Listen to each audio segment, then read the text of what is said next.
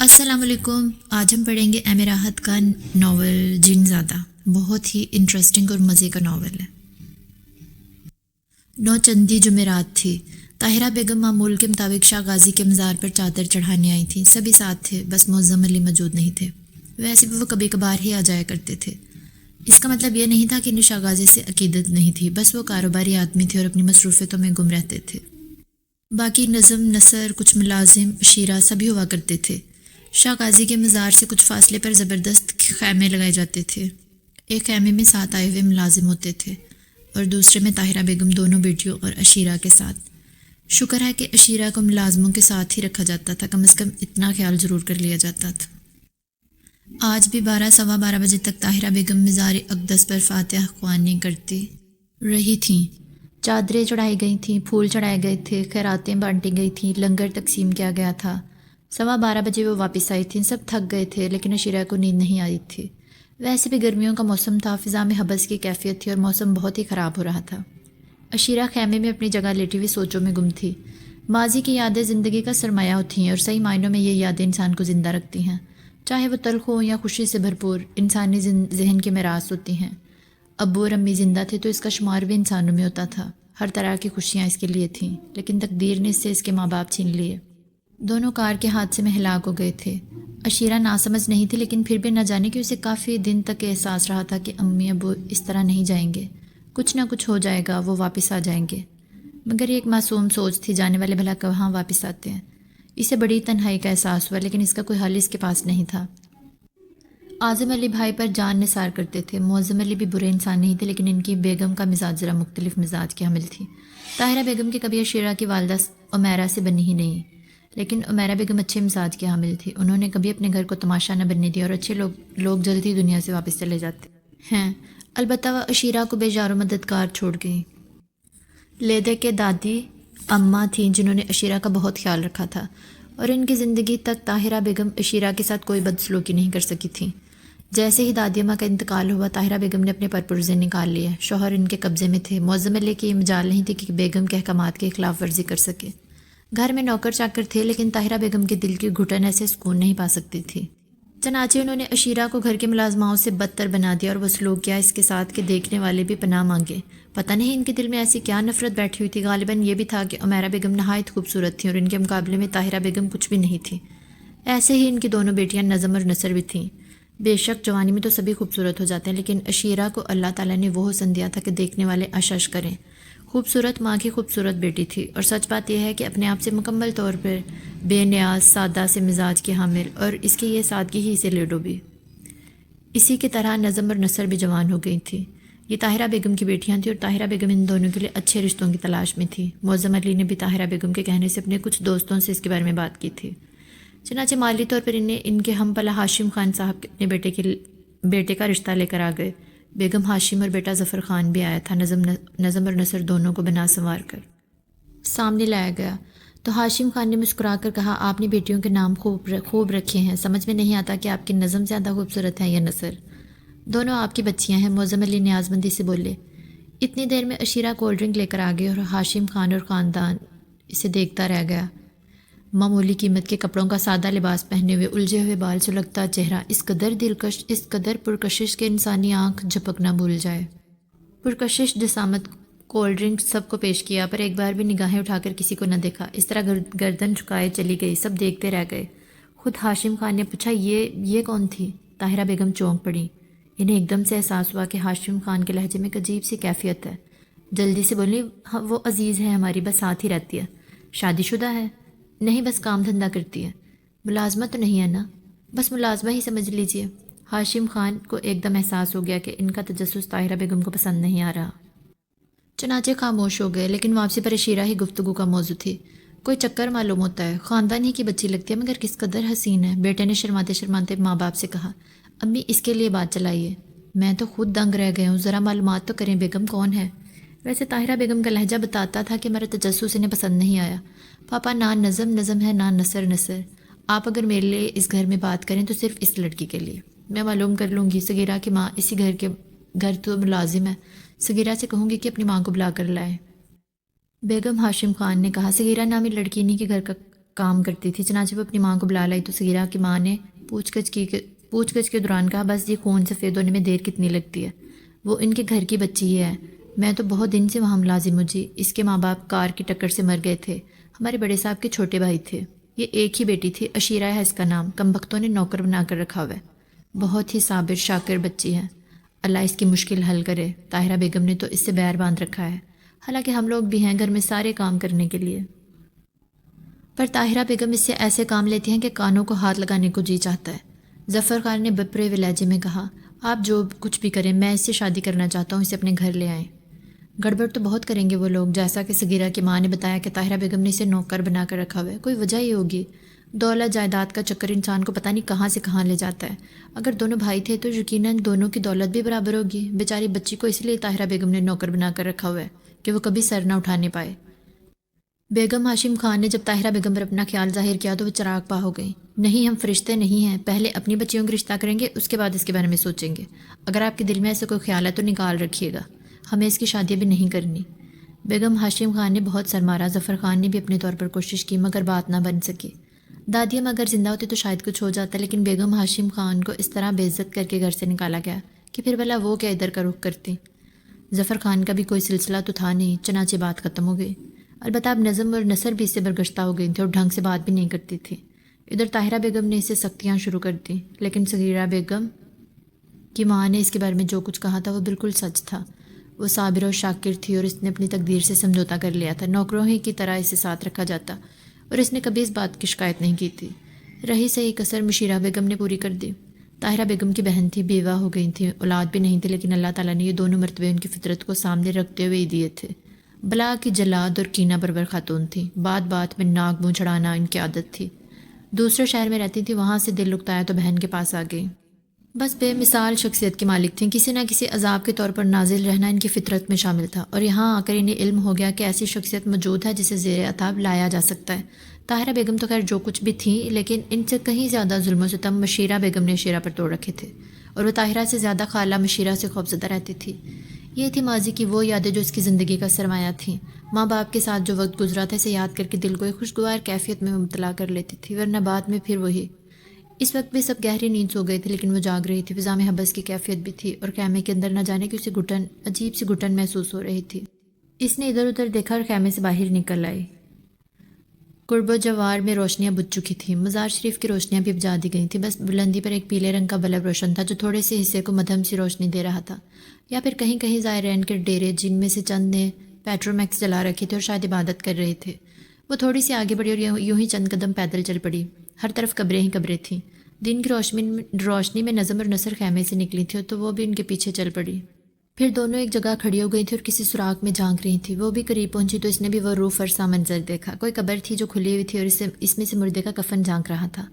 وہ جلدی سے پیچھے ہٹ گئی اور اس کے دل پر ایک عجیب سا خوف طاری ہو گیا۔ وہ کچھ اور پیچھے آ گئی تھی، نظم اور نثر وہاں سے آگے بڑھ گئی تھی، لیکن وہ منظر اس کے ذہن پر نقش ہو رہا تھا۔ وہ قبر زیادہ دور نہیں تھی جس میں اس نے مردے کو دیکھا تھا۔ دور سے ہی وہ کھڑے ہو کر اس قبر کی طرف اور پھر آس پاس کی قبروں پر نگاہیں دوڑانے لگی۔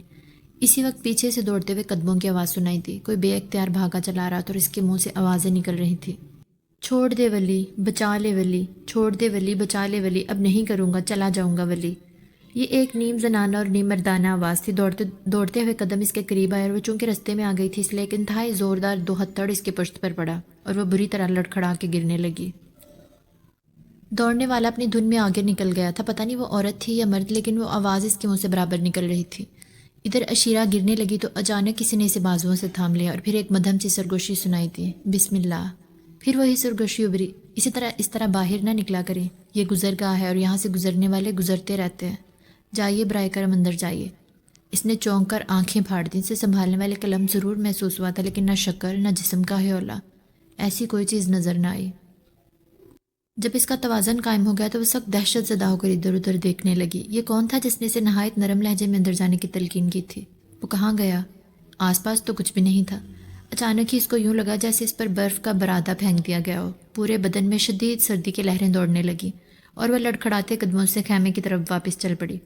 بمشکل تمام گرتی پڑتی خیمے تک پہنچی اور گڑپ سے اندر داخل ہو گئی۔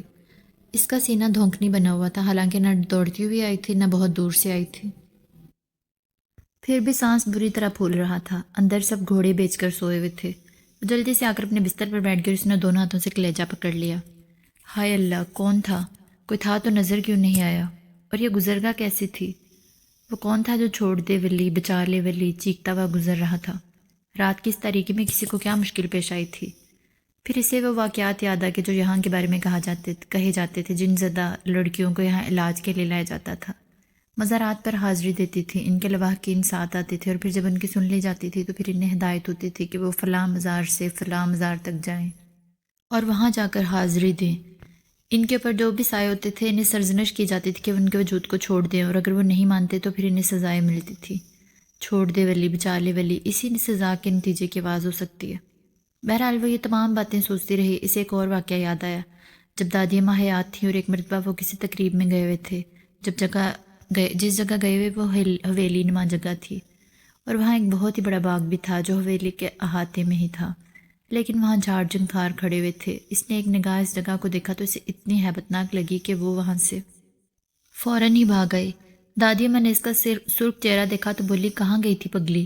دادی اماں، اس طرف ایسی بری جگہ ہے، اللہ توبہ اللہ توبہ، ایسی نحوست برستی ہے کہ آپ ادھر جاؤ تو آپ کو یوں لگتا ہے جیسے جھاڑ جھنکار آپ کو کھانے کو دوڑ رہے ہیں۔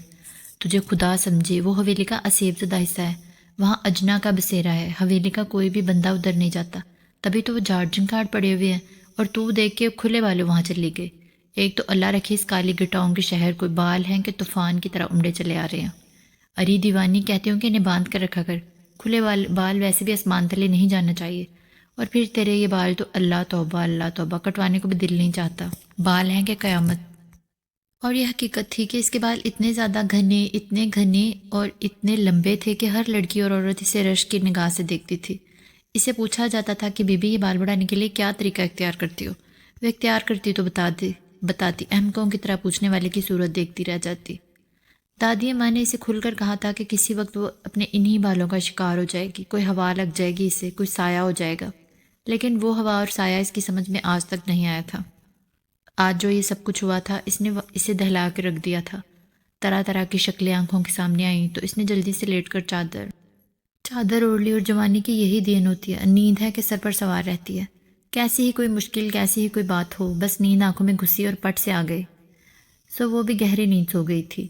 دوسری صبح واپسی تھی، حاضری کا دن ختم ہو گیا تھا، چنانچہ تیاریاں ہوئیں اور طاہرہ بیگم اپنی بیٹیوں اور ملازموں کے ساتھ وہاں واپس چل پڑی۔ ان کی کوٹھی بھی بہت شاندار تھی۔ معظم علی صاحب بھائی سے بہت محبت کرتے تھے، لیکن بھائی باوج کی موت کے بعد بڑے آرام سے وہ پوری جائیداد اور دولت ہڑپ کر گئے۔ بیوی کے غلام تھے، اس لیے بیچاری عشیرہ بھی بس جی ہی رہی تھی۔ یہ الگ بات تھی کہ اس نے اپنے آپ کو یہاں کے ماحول میں ضم کر لیا تھا اور مستقبل کے بارے میں سوچنا چھوڑ دیا تھا۔ اس وقت بھی گھر کے تمام لوگ ایئر کنڈیشنڈ کمروں میں آرام کر رہے تھے۔ باہر سخت لو چل رہی تھی، جھلسا دینے والی لو۔ عشیرہ نے اداسی سے اپنے کمرے کی کھڑکی کھولی اور لو کا تھپیڑا جیسے اس کا انتظار ہی کر رہا تھا۔ ایک زناٹے دار تھپڑ اس کے منہ پر پڑا اور اس کا چہرہ تمتما کر رہ گیا۔ اس نے جلدی سے کھڑکی بند کر دی۔ میرے خدا، کیسی شدید لو چل رہی ہے، اس نے سوچا اور چٹکنی لگا کر واپس اپنے بستر کی طرف چل پڑی۔ دیوار پر لگی ہوئی گھڑی کی سوئیاں 2 بجا رہی تھیں۔ ٹھیک 4 بجے سے باورچی خانے کی طرف چل پڑنا تھا۔ شام کی چائے کا وقت 5 بجے کا تھا، گویا ابھی آرام کرنے کے لیے 2 گھنٹے موجود تھے، اور یہ آرام کا وقت بھی شدید گرمی اور لو کی وجہ سے مل رہا تھا، ورنہ اگر دوسرے لوگ باہر ہوتے تو کسی نہ کسی کام میں الجھا دیتے۔ اس سے زیادہ کام لینے میں طاہرہ بیگم بڑی خوشی محسوس کرتی تھی۔ نظم اور نثر بھی اب اسی رستے پر چل پڑی تھی، چنانچہ وہ بھی اس کے لیے کام کی تلاش میں رہتی تھی، اور اس کے حسن کی یہی سزا دی جا سکتی تھی۔ کوئی بھی کام اس وقت اس کے سپرد کر دیا جاتا، اور کچھ نہ صحیح تو کم از کم طاہرہ بیگم کے ہاتھ پاؤں ہی دبانے ہوتے تھے۔ لیکن اس میں بھی پوری سیاست کارگر تھی، یعنی اگر اسے اس وقت طاہرہ بیگم کے پاؤں دبانے پڑتے تو اسے بھی ایئر کنڈیشن کمرے کی ٹھنڈک نصیب ہو سکتی تھی، اور یہ بات کسی کو گوارا نہیں تھی کہ وہ بھی ایئر کنڈیشن کے مزے لے۔ اس نے ایک گہری سانس لی اور اس کی نگاہ آئینے پر جا پڑی۔ لو کے تھپیڑے سے سرخ چہرہ قوس و قزح کا منظر پیش کر رہا تھا۔ سفیدی میں ایسی گلابی گھلی ہوئی تھی کہ دیکھنے والے کی نگاہیں ہٹنے کا نام نہ لیں۔ وہ آہستہ آہستہ چلتی ہوئی آئینے کے پاس پہنچ گئی اور آئینے نے اس کا سراپا پیش کر دیا۔ دن رات کی جھٹکیاں، بات بات میں تانے، ہر قدم پر بےعزتی، طرح طرح کے الزامات، دن رات کی گھٹن، اس کی زندگی میں یہ پورا فارمولہ موجود تھا، لیکن اس کا حسن شاید اس فارمولے کے لوازمات سے نکھر رہا تھا۔ ایسی بھی کیا بے غیرت زندگی، ایک لمحے کا سکون میسر نہیں، لیکن حسن و جوانی تھی کہ الامان الحفیظ۔ اللہ تعالیٰ نے اس کی تمام محرومیوں کی کسر اسے توبہ شکن حسن دے کر پوری کر دی تھی، لیکن کس کام کا یہ حسن جو ہر وقت ملامت بنا رہتا تھا؟ طاہرہ بیگم کا بس نہیں تھا ورنہ زہر دے کر ہلاک کر دیتی۔ وہ اس کے حسن و جوانی پر بھی کڑی تنقید کرتی تھی، اور یہ تنقید اس وقت سے اور زیادہ شدت اختیار کر گئی تھی جب نظم اور نثر کے لیے رشتہ آیا تھا اور عشیرہ کی طرف منتقل ہو گیا تھا۔ عشیرہ پر جو پابندیاں لگائی گئی تھیں اس میں بہت سی ایسی باتیں تھیں جو عشیرہ کے لیے سخت تکلیف دہ تھی۔ اس نے صابن سے منہ دھونا تک ترک کر دیا تھا، لیکن اب یہ اس کے بس کی بات تو نہیں تھی کہ وہ اپنی شکل بگاڑ لیتی، اور اگر شکل بگاڑ بھی لیتی تو جسم کا ایک ایک نقش چیخ چیخ کر اس کے حسن کی تشہیر کرتا۔ نہ جانے کب تک وہ آئینے سے حسن کا خراج وصول کرتی رہی، اور پھر ایک ٹھنڈی سانس لے کر آئینے کے سامنے سے ہٹ کر بستر کی طرف چل پڑی۔ ذہن بدستور گھٹن کا شکار تھا۔ کچھ عرصے پہلے کم از کم نظم اور نثر کا رویہ ہی ٹھیک تھا اور اسے ان کے ساتھ وقت گزارنے کا تھوڑا سا موقع مل جاتا تھا، لیکن اب وہ بھی رکاوٹ کا شکار ہو گئی تھی۔ عشیرہ کا معمولی لباس اور اس کا میک اپ سے عاری چہرہ ان کے ہزار میک اپ زدہ چہروں سے کہیں زیادہ حسین تھا۔ بات صرف وہیں تک نہیں رہی تھی، بلکہ ہر آنے جانے والا عشیرہ کی حسن کی تعریف کرتا تھا، اور رفتہ رفتہ عشیرہ کو پیچھے ہٹایا جاتا رہا تھا، یہاں تک کہ گھر کی تقاریب سے بھی اس کا بائیکاٹ کر دیا گیا تھا۔ حقارت کی کون سی صورت تھی جو اس کے لیے نہیں تھی؟ کون سا عذاب تھا جو اس پر توڑنے کے انتظامات نہیں کیے گئے تھے؟ لیکن ہر عذاب کو خاموشی سے جھیلنا اس کی زندگی کا مقصد تھا۔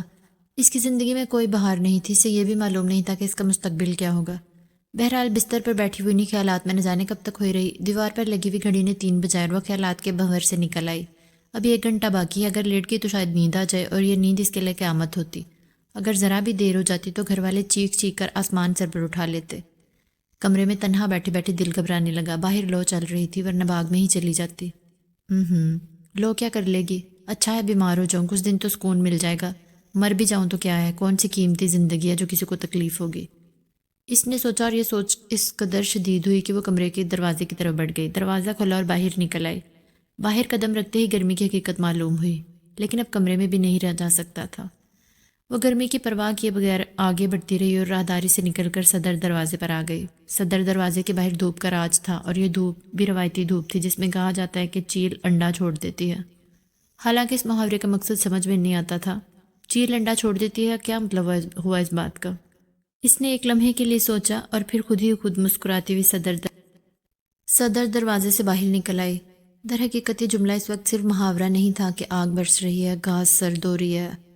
البتہ املی کا وہ گھنا اور سایہ در درخت جھوم رہا تھا جس کے نیچے مالی کی چارپائی بچھی ہوئی تھی، لیکن اس وقت مالی بیچارہ بھی اپنے کوارٹر میں گھسا ہوا تھا۔ تمام ملازموں کے کوارٹروں کے دروازے بند تھے، کچھ ملازم جو ڈیوٹی پر تھے وہ اندر تھے اور باقی اپنے کوارٹر میں آرام کر رہے تھے۔ املی کا یہ گھنا درخت اسے ہمیشہ سے پسند تھا، اور حقیقت بھی یہی تھی کہ اس کے سائے میں دھوپ دم توڑ دیتی تھی۔ وہ تیز قدموں سے درخت کی طرف بڑھ گئی اور اس کے نیچے پہنچ گئی۔ بلا شبہ یوں لگا جیسے جہنم سے نکل کر جنت میں آ گئی ہو۔ مالی کی خالی چارپائی پر اس نے قبضہ کر لیا اور پاؤں لٹکا کر بیٹھ گئی۔ درخت کے پتے لو سے ہل کر ایک دلکش نغمہ بکھیر رہے تھے۔ وہ اسے نغمے میں گم ہو گئی اور تھوڑی دیر کے لیے اپنا تمام غم بھول گئی۔ دور دور تک کوئی نظر نہیں آ رہا تھا، یہ ویرانی اسے اپنے مقدر کی طرح محسوس ہو رہی تھی، لیکن املی کا یہ درخت ہمدرد تھا، وہ اسے گیت سنا رہا تھا۔ اس کی نگاہیں ایک چمکدار نقطے پر جم گئیں اور ذہن نہ جانے کن کن خیالات کا مرکز بن گیا، نہ جانے کیا کیا سوچیں دامن گیر ہو گئی۔ اچانک اسے قدموں کی آہٹ سنائی دی اور وہ چونک پڑی۔ اس وقت کون ہے جو اس کی طرح سر پھرائے اور باہر نکل آیا ہے؟ اس نے مڑ کر دیکھا اور اسے ایک سایہ سا متحرک محسوس ہوا۔ وہ سایہ اس کے پاس سے گزر گیا تھا، لیکن پیچھے تو کوئی نہیں تھا۔ اس نے دائیں اور پھر بائیں دیکھا، یہ کیسا سایہ تھا؟ اور پھر اس کے کانوں نے قدموں کی چاپ بھی سنی تھی۔ وہم بھی ہو سکتا ہے، بعض اوقات تصور نہ جانے کیا کیا کچھ سنا اور دکھا دیتا ہے۔ ممکن ہے کوئی گلہری سوکھے پتوں سے گزر کر درخت پر چڑھ گئی ہو، اور ممکن ہے وہ سایہ درخت کی کسی شاخ کے ہلنے سے بنا ہوا ہو۔ خاص طور سے تو اس نے کچھ نہیں دیکھا تھا۔ اس نے اپنے آپ کو پرسکون کرنے کی کوشش کی اور سوچنے لگی کہ اس کی طرح کوئی اور تو دیوانہ نہیں ہو سکتا جو شدید گرمی میں باہر نکل آئے۔ 100% اس کا وہم ہوگا۔ کچھ ایسے ہی عجیب و غریب واقعات سے واسطہ پڑ رہا تھا۔ اس دن مزار کے سامنے کا واقعہ آج تک اس کے سمجھ میں نہیں آ سکا تھا۔ کون تھا جس نے اسے سنبھالا تھا؟ اور پھر وہ آواز تو بالکل وہم نہیں تھی۔ وہ اس آواز کو اپنے ذہن میں اس وقت بھی سن رہی تھی۔ بسم اللہ، اس طرح نہ باہر نکلا کریں، یہ گزرگاہ ہے اور یہاں سے گزرنے والے گزرتے رہتے ہیں، جائیے براہ کرم اندر جائیے۔ گزرگاہ، گزرنے والے اور وہ آواز، یہ سایہ۔ توبہ ہے، کن احمقانہ حرکتوں میں پڑتی جا رہی ہوں میں بھی۔ میرا اپنا بھی سایہ ہو سکتا ہے جو مڑنے سے پڑا ہوگا۔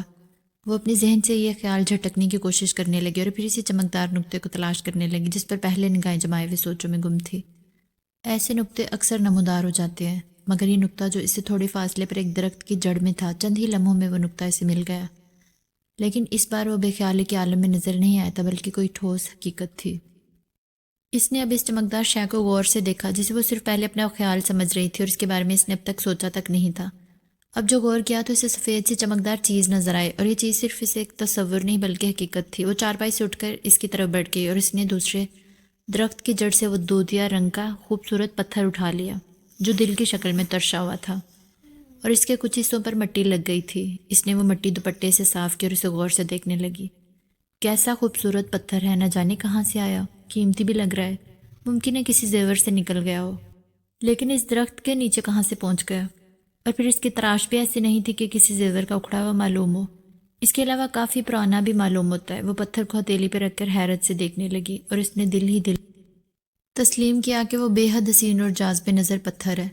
اسے یہ پتھر بے حد پسند آیا اور اس نے سوچا کہ اب اس کی تاریخ تو اسے پتہ نہیں چل سکتی تھی کہ کہاں سے آیا اور کہاں سے یہاں تک پہنچا، لیکن اس قابل ہے کہ اسے اپنے پاس محفوظ رکھا جائے۔ ہاں، اگر کسی نے یہ کہا کہ اس کا کسی زیور کا کوئی پتھر گم ہو گیا ہے تو پھر اسے واپس کر دیا جائے گا۔ کوٹھی میں مہمان آتے رہتے تھے، باغ کی سیر بھی کی جاتی تھی، ان میں بڑے آدمیوں کی بیٹیاں بھی ہوتی تھیں، بیگمات بھی ہوتی تھیں، معظم علی صاحب کے ملنے جلنے والوں کی تعداد بہت کافی تھی۔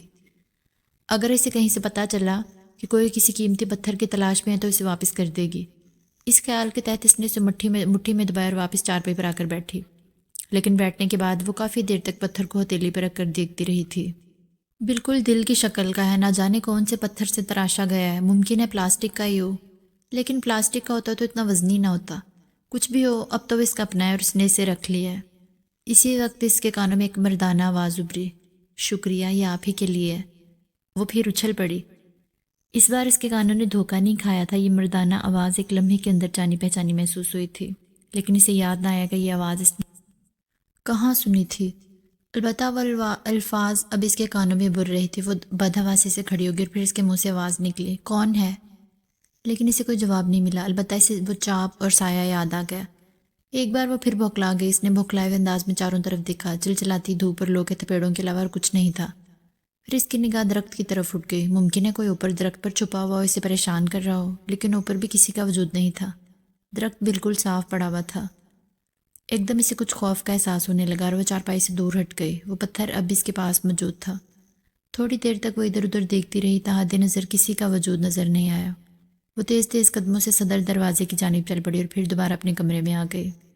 اس کا سینہ پھول پچک رہا تھا، سانس بہت تیز ہو گیا تھا، بات ہی اتنی عجیب تھی۔ اسے اپنے کانوں پر پورا بھروسہ تھا اور اس نے صاف طور پر شکریہ اور اس کے بعد کے الفاظ سنے تھے۔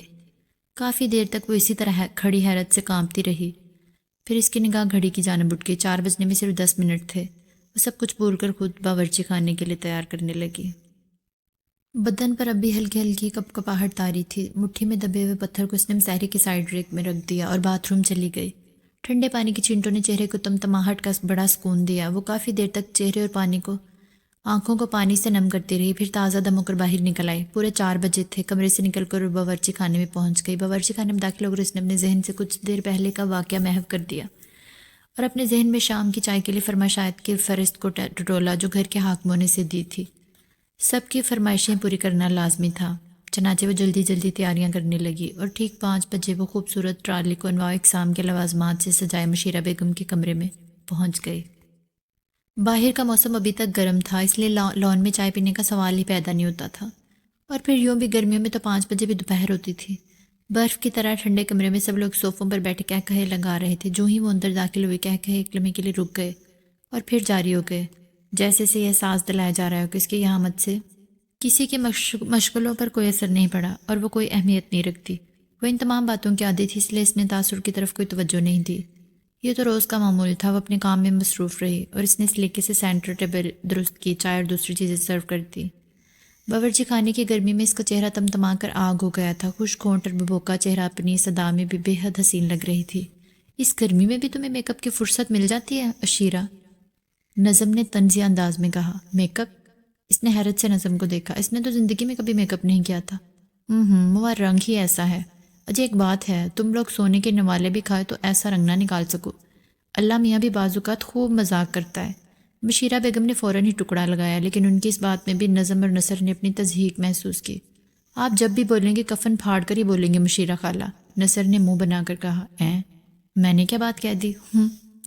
وہ دونوں منہ بنا کر خاموش ہو گئیں۔ وہ باہر نکل آئی، ابھی بہت سے کام تھے۔